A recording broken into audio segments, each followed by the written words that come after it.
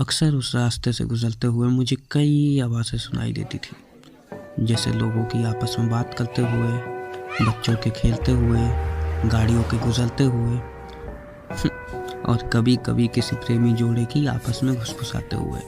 लेकिन एक रात में जब खाना खाकर टहलने निकला तो मैंने उसी रास्ते पर एकदम सन्नाटा महसूस किया। शायद मैं ही काफ़ी देर से निकला था टहलने के लिए। आज ऑफिस में एक कोलीग से लड़ाई हो गई थी मेरी, क्योंकि उसको मुझसे ये शिकायत थी कि मैं चीज़ें याद नहीं रखता। अक्सर मैं लोगों की कई हुई बातों को सुनता तो ज़रूर था, लेकिन कभी उस पर ध्यान देने का मन ही नहीं करता था मेरा। हाँ, ये बात सच है कि एक्सीडेंट के बाद मुझे सर पर लगी चोट की वजह से चीज़ें याद करने में तकलीफ़ तो होती थी, लेकिन सारी ज़रूरी बातें मैं अपने फ़ोन के नोटपैड पर लिख लिया करता था। खैर, मैं बात कर रहा था उस रास्ते पर पसरे सन्नाटे की। पता नहीं क्यों, लेकिन एक सुकून था उस शांति में। ऐसा लगा मानो कई सालों बाद मुझे दुनिया की भाग दौड़ से एक ब्रेक मिला था। मैं मन ही मन खुश हो ही रहा था कि तभी सन्नाटे को चीरते हुए एक गाड़ी बहुत तेज़ी से मेरे बगल से होकर गुजरी। गाड़ी की रफ्तार इतनी तेज़ थी कि अगर ड्राइवर अचानक से ब्रेक भी मारता तो पूरे 5 सेकंड लगते गाड़ी को रुकने में। मेरे दिल की धड़कन मानो तेज सी हो गई। तभी थोड़ी देर बाद एक जोर की आवाज हुई।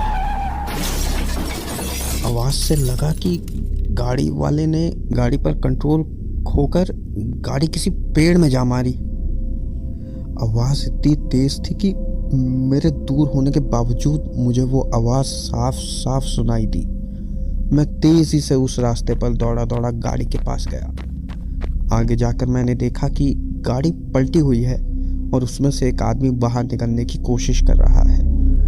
मैंने आसपास देखा तो उस सड़क पर मेरे और उस गाड़ी वाले के अलावा कोई नहीं था। मैं फौरन उसके पास गया तो देखा कि खून से लथपथ वो आदमी कुछ बड़बड़ा रहा था। मैंने उसे हाथ देते हुए कहा, तुम चिंता मत करो, मुझे अपना हाथ दो तो शायद मैं तुम्हें बाहर खींच पाऊं। लेकिन वो आदमी मानो जिंदा रहना ही नहीं चाहता था। मेरी तरफ देखते हुए वो आदमी धीरे से बोला, मुझसे पहले अपनी जान तो बचा ले। ये बोलते ही वो हल्का हंसा और फिर बेहोश हो गया। मेरा बदन डर के मारे सुन पड़ गया था। उसकी बात सुनकर मानो मेरा दिमाग कुछ समय के लिए काम करना बंद कर चुका था।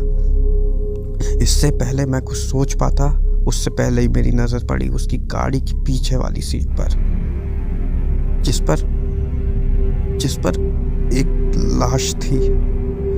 उस लाश की गर्दन से अब तक खून बह रहा था, मानो चाकू से गला काट दिया गया हो।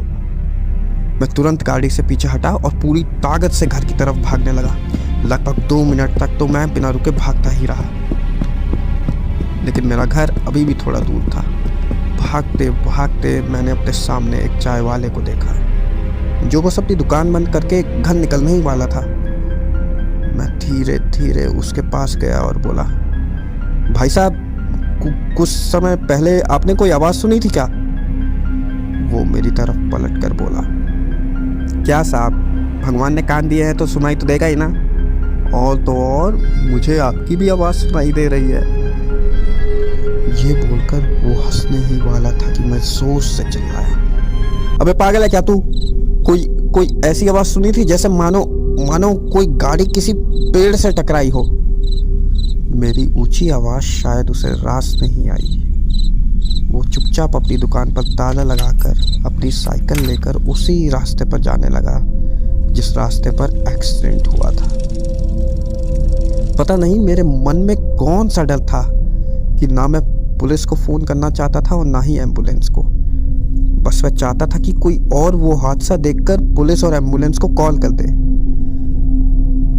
जाते हुए चाय वाले को देखकर मैंने सोचा कि अगर मैं इसके साथ उस रास्ते पर वापस जाऊं तो शायद ये वो एक्सीडेंट देखकर वो काम कर दे।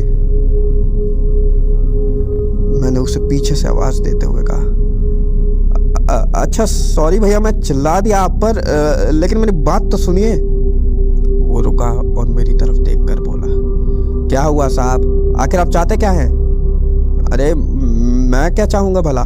मैं तो बस इतना कह रहा हूँ कि मेरा घर भी बस थोड़ा आगे ही है, तो क्या आप प्लीज़ मुझे अपनी साइकिल से वहाँ तक छोड़ देंगे? उसने बिना कुछ बोले मुझे साइकिल की पीछे वाली सीट पर बैठने का इशारा किया और मेरे बैठते ही वो आगे बढ़ने लगा। कुछ समय साइकिल चलने के बाद मुझे इंतज़ार था तो बस उस गाड़ी के नज़र आने का। 5 मिनट और आगे चलने के बाद चाय वाला मुझसे बोला, अरे साहब, कहाँ घर है आपका? मैंने अपने आसपास देखा तो पाया कि हम काफ़ी आगे आ चुके थे, लेकिन उस गाड़ी का दूर दूर तक कोई नामो निशान नहीं था। गाड़ी ना दिखने पर मेरी घबराहट और बढ़ गई। मैंने चाय वाले के सवाल का कोई जवाब नहीं दिया। थोड़ा आगे जाकर चाय वाले ने अचानक से साइकिल रोकी और बोला, बताओ, लोग भी आजकल कहीं भी नशा करके लुढ़क जाते हैं। ये कहते हुए वो साइकिल से उतरा और साथ ही साथ मैं भी। हमने सामने एक आदमी को सड़क पर उल्टा लेटे हुए पाया। मैं तो वहीं खड़ा रहा, लेकिन चाय वाला उस आदमी के नज़दीक जाने लगा। जैसे ही वो उस आदमी की तरफ बढ़ा तो मैंने देखा कि उस आदमी के सर से खून निकल रहा था। मैं समझ गया कि ये कुछ शराबी तो नहीं है। मेरा हलक एक बार फिर सूखने लगा। वो चाय वाला धीरे धीरे उस आदमी की ओर बढ़ रहा था और उस आदमी के पास जाकर चाय वाले ने जब उसे पलटाया, मानो उसकी जान उसकी हलक से बाहर आने वाली हो। उस आदमी की शक्ल देखकर चाय वाला जोर से चिल्लाया, सब ये तो आपकी लाश है। आगे की कहानी जानने के लिए सुनिए हैप्पी ओल्ड ईयर का एपिसोड 2।